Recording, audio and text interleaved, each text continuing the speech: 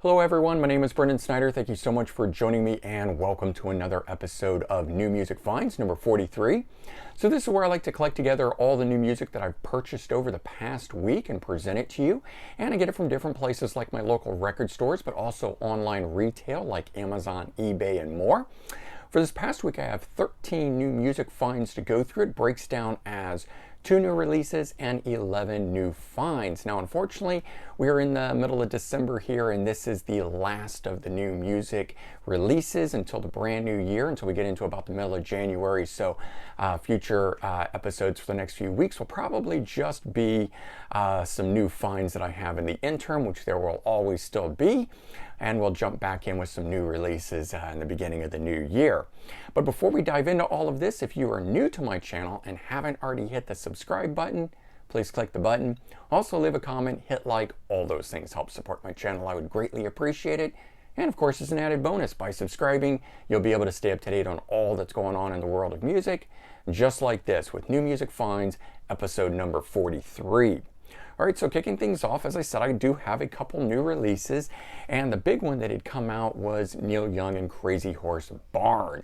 So this thing here, 50th studio album from Neil Young and 13th studio album featuring Crazy Horse, or really I should say credited to Crazy Horse, because they have played on other releases, but the albums aren't always credited to them because they'll have a number of different bands and things like that on it. But this is all new songs, so while he has been releasing a lot of archival material and stuff like that over the past few years, this one here are all newly written songs during the pandemic and recorded, which is really great.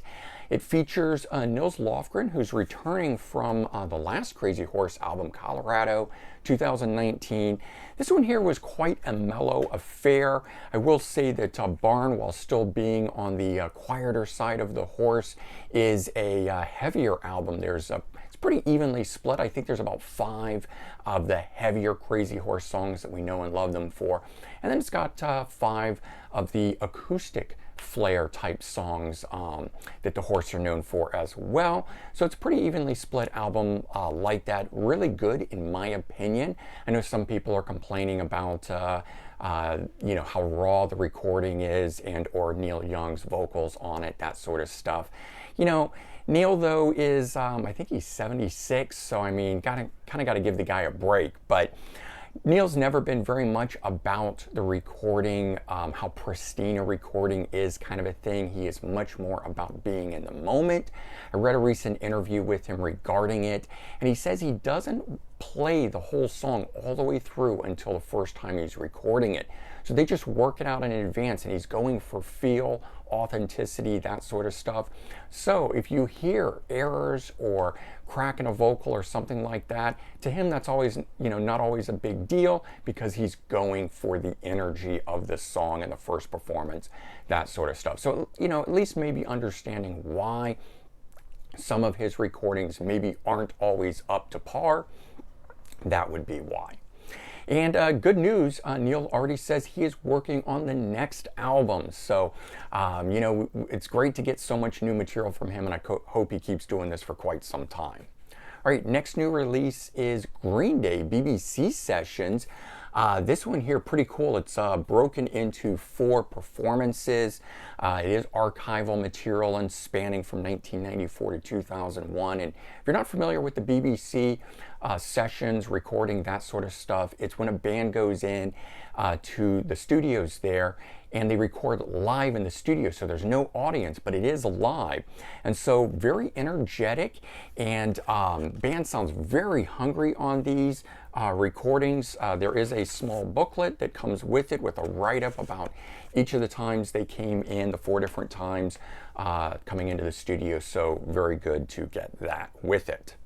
Okay, I then got some things off of eBay, and if you've watched last few episodes of these things, you'll see things like, I think in the last weeks I had gotten a copy of James Gang Miami featuring Tommy Bolin on it. So I continued to hunt out and found this one, Bang, which is the album right before Miami. It came out in 1973, 6th studio album.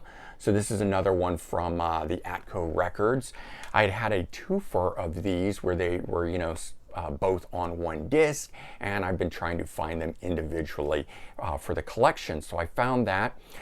So as I mentioned, 6th studio album, but it was the first to feature a new vocalist guitarist taking over for the previous 2 that had taken over for, of course, Joe Walsh, who was the original guitarist and vocalist. But this one was Roy Kinner and Tommy Bolin. And of course, Tommy Bolin, who became more famous playing with Deep Purple, and a lot of people really love what he's done. He had a couple solo albums out as well. Fantastic guitarist. Unfortunately, life cut short due to drug overdose and whatnot. So. But in keeping with that vein of James Gang, I found 2-4. This was the only way I could find it. I've not seen these albums individually, although they might exist, but this is on the Wounded Bird label, and I do like them. So very happy to be able to pick this up. And it's the albums Newborn and Jesse Come Home. And those were the last 2 studio albums that the James Gang recorded, 75, 76 respectively, 8th and 9th studio albums. I mean, not a lot of people know that the James Gang had that many albums. I kind of think the 3 that were recorded with Joe Walsh at the beginning, and that was it, and it's not true. They have 9 studio albums, a lot of different members.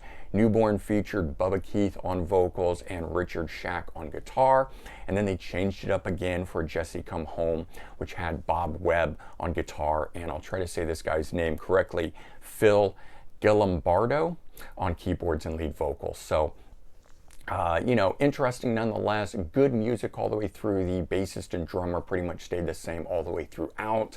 Kind of thing. They were the core members of the group, and they were all constantly changing their front man, you know, and guitarist, that sort of stuff. All right, another one that I found, which was really cool, and I've seen this floating around for a long time, but never picked it up. Paul McCartney, The Other Side of Off the Ground, a 1993 compilation. This one here, I do believe, is a bootleg. It is made to look like a Japanese vinyl replica kind of thing, and it even comes with, you know, the insert that is the Japanese written up thing, and it does have a sleeve for it that the disc is in, so that's very cool, and it had an OBI strip and all of that. And I think there is an official one that might have come out in Japan, but I do believe this one here is probably bootleg. It's silver disc, sounds great to me, and there's no other way that I know how to get a hold of it, so pick this up here. And it's a collection of single mixes and B-sides, which also had some live recordings and studio outtakes and things of that nature. All tracks that were the B-sides to Off the Ground, the album from 1993. So it's like getting a whole other disc of Off the Ground, and I've been waiting and waiting and waiting for Paul McCartney to release a box set edition of that album, and he's been jumping around albums before, albums after, and so forth, and it just hasn't happened. And in the end of the day, it might not, and or it might not be like this, so I decided to go ahead and pick this up here. And don't recall the price on it. I think it was around 20 bucks. I mean, it wasn't a big thing, so very nicely done. And even if Paul McCartney does release a box on it, I think I'm going to be very happy with this here, having it as a standalone piece, because I will still buy the box when it comes out, of course. All right, so then another place that I hit up is my local Barnes & Nobles. I kind of go there when I've hit all the other used record stores and there isn't something there, but I am looking for maybe something specific. In this particular case, unfortunately, Mike Nesmith of the Monkees passed away. He was, I believe, 78 and died on December 10th. So I was looking for some additional Monkees things to add.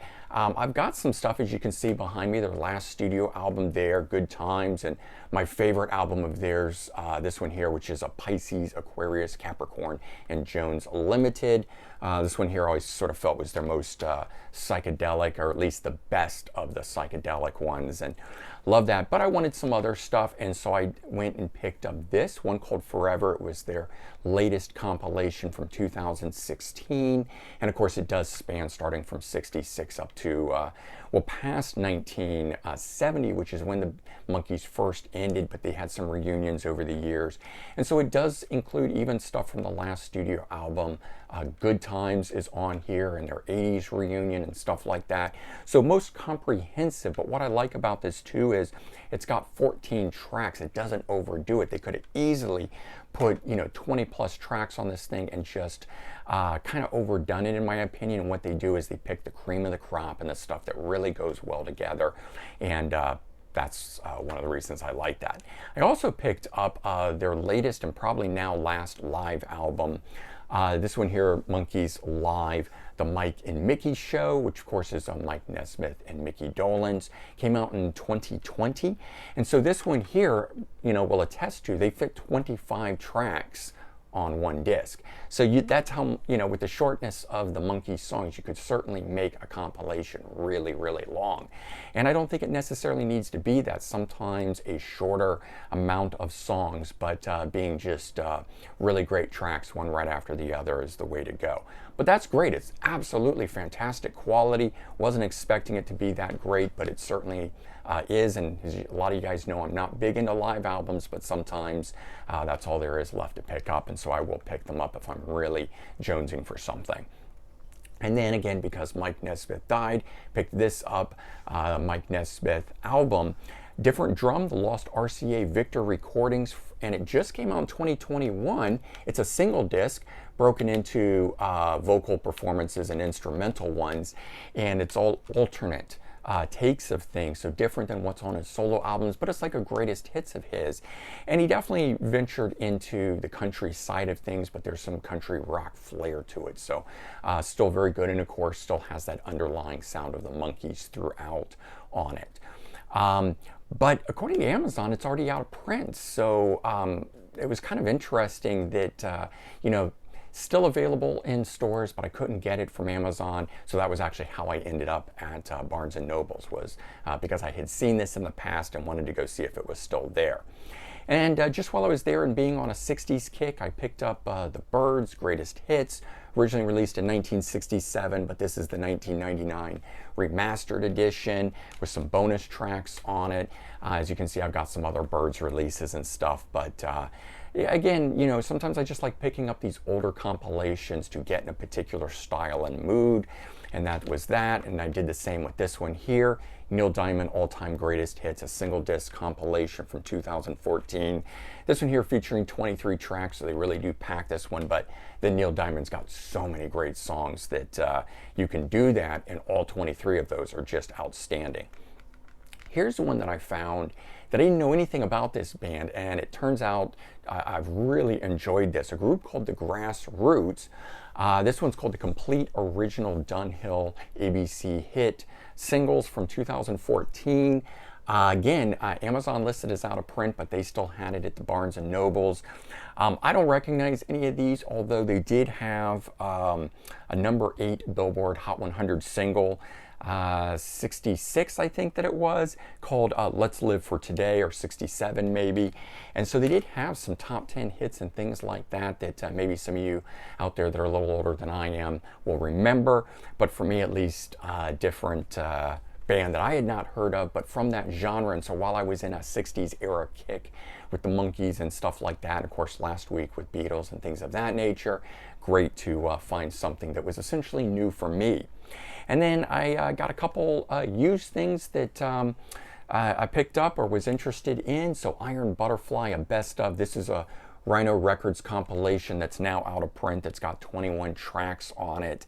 I've got some of the Iron Butterfly albums, and I do have their last two for package. So I've got the big stuff from them, but again, it's nice to have the compilation. I can just throw that on sometimes.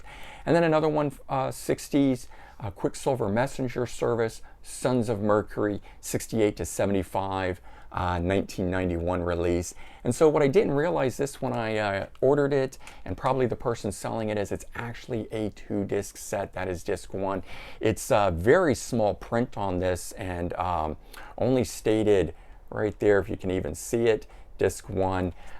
So I thought this was a single disc compilation. You guys know I like the single disc comps better than a 2-disc one. So I'm actually on the hunt for one both the second disc of this, but also to try to find a good single disc compilation of Quicksilver Messenger Service. So we'll see what I find there, and if I get that, you'll probably see it in future upcoming episodes. But there you go, 11 new music finds for episode number 43. Hopefully you guys enjoyed this. Actually, sorry, 13 new music finds in this one, 2 new releases and 11 newer finds, so 13 total. Do check the description for links to related videos, in particular Neil Young and Crazy Horse Barn. I've done a full review of that, so you can check that album out in its entirety if you want. And certainly if you've enjoyed this video, consider sharing it out on social media. I would greatly appreciate the support that way. All right, everyone, take care, have a great day, and I'll talk to you all real soon. Bye-bye, everyone.